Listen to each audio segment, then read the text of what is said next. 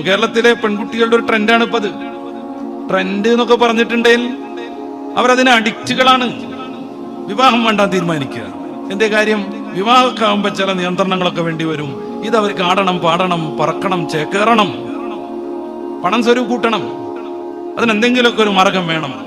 ലഹരിയുടെ മായാലോകത്ത് അവർക്ക് ചുറ്റിക്കറങ്ങണം, സങ്കല്പ ലോകത്ത് വിരാജിക്കണം. ഇതിനുവേണ്ടി എന്തും ചെയ്യാൻ അവർ റെഡിയാണ്.